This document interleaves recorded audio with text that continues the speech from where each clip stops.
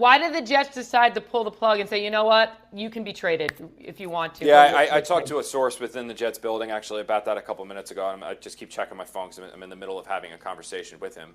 But it's basically like the Jets don't want to give up on pass rushers, and that's what Haason Reddick is. You're talking about a guy who has double-digit sacks each of the last 4 years. The moment he shows up and steps foot on the field, it is a dynamic, dominant presence that not too many other people have.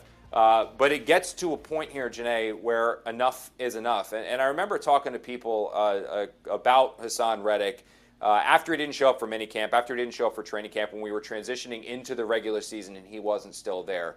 He had felt like the Jets lied to him. And I'll explain the Jets side of the thing. We can talk about Reddick's side of the thing. But Reddick had felt like the Jets lied to him. And he had felt like the Jets were not honest with him. He thought that he was going to get a new contract, whether that's true or not, and then he didn't happen to it.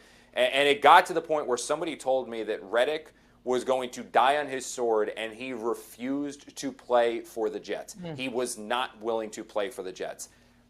When you look at what has happened since, where we've had the reports from Ian Rappaport of NFL Network and Adam Schefter of ESPN, who have, again, I don't have a relationship with Torrey Dandy to tell you what he's telling them, but Torrey was basically saying, like, look, I ended my relationship with Haason Reddick because I'm trying to work something out with Joe Douglas. I have things that I believe can work for both sides. And Reddick's basically like, no. And then it got to the point where I believe it was Rapp who had this. Reddick basically started bouncing Torrey Dandy's calls. So when you have a player that is now just hell-bent on it's no longer about what's reasonable. It's no longer about what's right. It's not longer about finding a middle ground. It is just a player stuck in his way saying, I am not willing to play for you.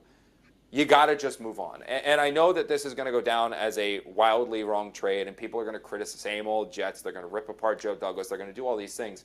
I still look at it, Jeane, as a player that told the Jets, his representative told the Jets, I am willing to play for you on your current deal. Someone then got in his ear who was not his agent and convinced him otherwise, and Reddick has been stuck in his guns for that reason. Now, the one thing that I will say about this, though, and the one thing that makes this so challenging, is that I don't necessarily know how easy a trade is going to be to accomplish because of everything that has happened to this point for the Jets. And I'm not saying the Jets are sitting here looking to get back what they lost, a third-round pick 2 years from now, or a conditional pick. Basically, let's get what we're now giving up for Davante Adams. I don't see that as that.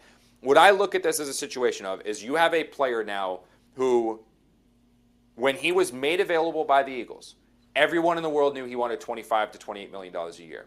The reason why the Jets were able to get him for a conditional draft pick 2 years from now was because no one else was willing to give the Eagles anything. People don't trade for like legitimate players like Haason Reddick for compensation 2 years from now because of how much the NFL landscape can change with a player. That tells you how the rest of the league viewed Reddick then. It hasn't exactly gotten any better right now.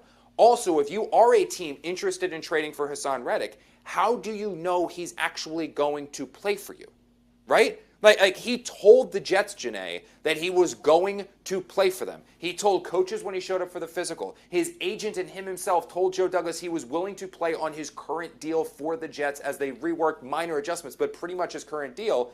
Then all of a sudden it comes time to play on the current deal, and what happens?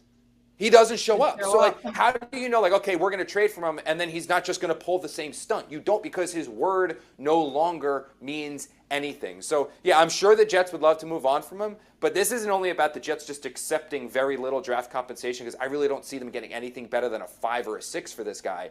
It's about, if you're the acquiring team, why are you going to do this if you don't even know if this guy's going to play for you?